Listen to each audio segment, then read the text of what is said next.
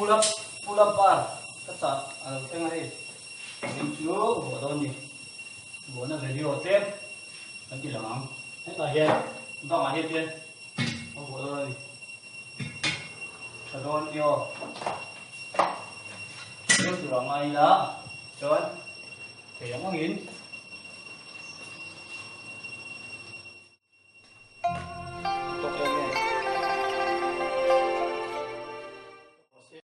đi mà xin á những ngắn việc đó hay đã suy chọc tôi suy chọc con ai đã suy chọc con ai rồi suy chọc đó đây là anh vừa lụt về mà rồi anh vừa thấy đôi đi anh hết thấy cửa ngay đó anh thấy về một chút đi cái suy chọc đó là chú về mà rồi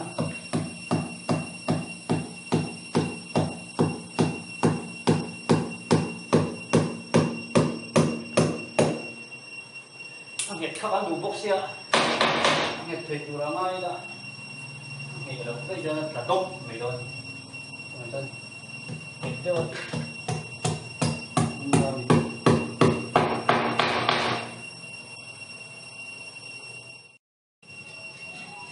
tiếp cái bộ đó này mà vào đâu đi đâu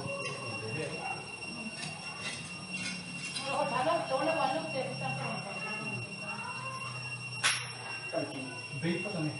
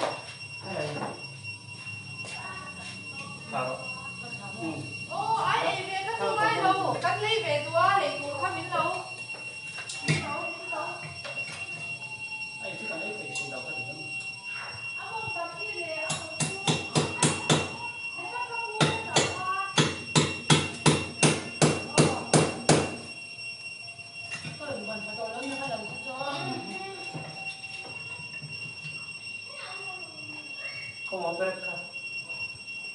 No.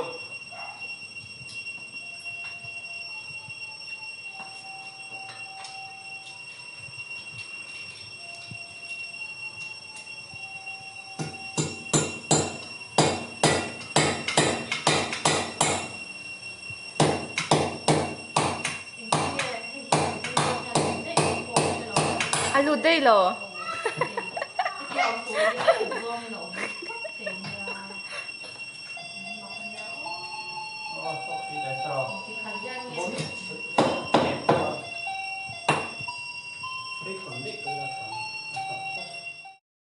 tiếng alo vừa dầu ta này hey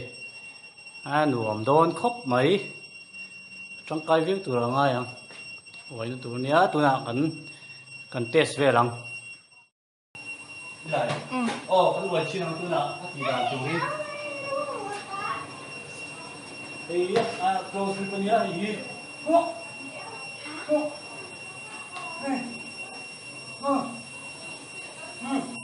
đừng lại wait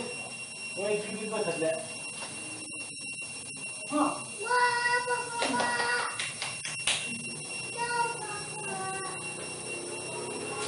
yes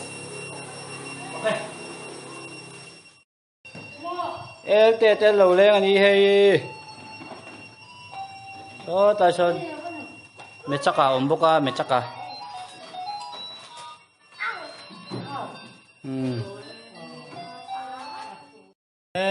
tê hơi bên hay anh ấy này à bởi tê anh ấy này tê à mẹ tê anh ấy này limbu mo limbu này nhỉ tụi em ôi come on vấn đề nó sẽ đủ lắm về ôi tê tụi mo